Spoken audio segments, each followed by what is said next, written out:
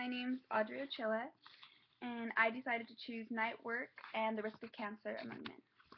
So the scientists decided to perform this study because they believed that working through the night or late night, which is 1 a.m. to 2 a.m., it will greatly influence the risk of developing cancer in men. It was thought that because with little to no sleep, you're going to have a lack of melatonin release. And a lack of melatonin release will cause a lot of issues in the body, like disturbing the body's natural circadian rhythm, and it will cause an increase of hormones. But that's not necessarily the real issue here. The real issue is going to be that it will suppress the immune system, and with suppressing the immune system, it will cause a shift to the predominance in the cancer stimulatory cytokines. Cancer stimulatory cytokines are cells that stimulate tumor cell growth, and those cells will target directly the human immune effector cells depending on the stimulation and the severity.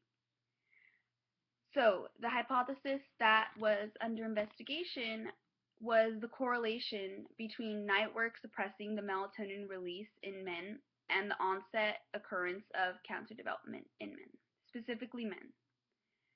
So the techniques that were used in this study. So all the people, well, there's going to be a case series and there's going to be a control series. So the case series is going to be people who have cancer already, and the control series is going to be just a randomized population. So for the people in the case series study, they were men, and they're going to be aged from 35 to 70 years old, and they're going to live in the Montreal area, and they have been diagnosed pathologically with cancer within the past 20 years. The men in the case series, they all had different types of cancer, but the most predominant and reoccurring cancers were cancers of the lung, colon, bladder, prostate, rectum, stomach, kidney, pancreas, and esophagus. And also lymphoma and melanoma were also involved. In the control series, people were recruited from the general public who lived in the province of Quebec, and that was done using an electoral list, which is basically a list of all the citizens that are of voting age. So it was easier for them to be random selected and have no ties with the people in the case series. So in order for them to collect the data, interviews were done face-to-face by the interviewers of the study. So the interviews were lasting anywhere from 30 minutes to 2 hours, and they were asking questions ranging from their socio-demographic standing, their lifestyle, and a description of every job that individual had obtained and worked in a lifetime. So when describing their jobs, they were asked specifically if it was work based on shifts and the times of the beginning to the end of each shift. The scientists' main belief was that night work, which is the focus that the study is entitled to be working, is between 1 a.m. and 2 a.m. for the minimum of 6 months straight.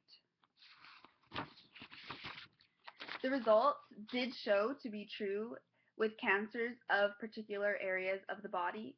The strongest correlation of cancer shown was within cancer of the lung, the prostate, the colon, the bladder, the rectum, the pancreas, and non-Hodgkin's lymphoma.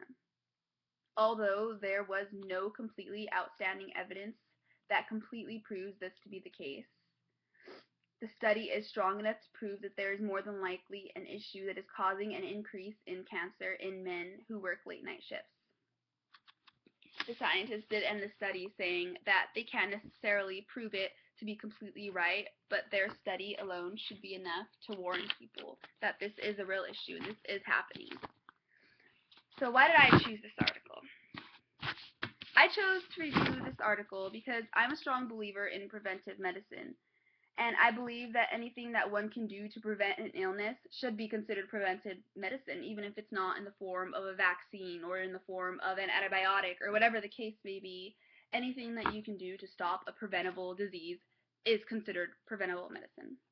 And I think that, especially going into this field, or aspiring to be in this field, I should say, that it's vital to inform people of every preventive measure that they can take to ensure the longevity and the health of their life. And as to regards of how the article was written, I found it to be relatively clear and organized in a way that shows the writer's own personal deep understanding of the material. There was not really at any point where I was going through this article, through the case study, and didn't necessarily understand what I was reading. It was pretty laid out flat right there. And I personally enjoyed reading the article because it left me with a lot to think about in regards to the hours of choice when I began my career. I used to think that I wanted to be a night nurse, work the night shift, have more days to spend with my family, all that. But I never necessarily put into thought how it can affect my health or how it can affect my life, which I should have because I've read other articles that do compare day nurses to night nurses. Day nurses have a lot more health issues, they're more overweight, things like that. But it's all because of what was stated in this study. And the study may have been solely focused on men, but I'm sure that it goes the same for women. When I was actually researching this article, I was going to do one initially on nurses and night nurses and breast cancer, because in that article it basically stated the same thing, but it was focused more on breast cancer. But I feel that cancer in itself, maybe I'm being too vague, but I feel like cancer in itself, usually when it's brought up, is more to the shift of women. And I feel like articles like these aren't focused enough on men. And a lot of men do work hard.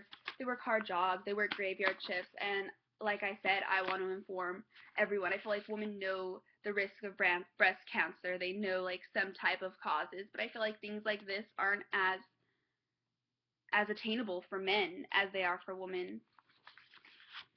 So overall, I'm very pleased with the article that I chose. I feel like this will actually help people in deciding the hours that they want to work for work, or even just like some information that they can tell their family, friends. I mean, like I said, any little piece of information helps nowadays. So thank you very much. I really enjoyed this class.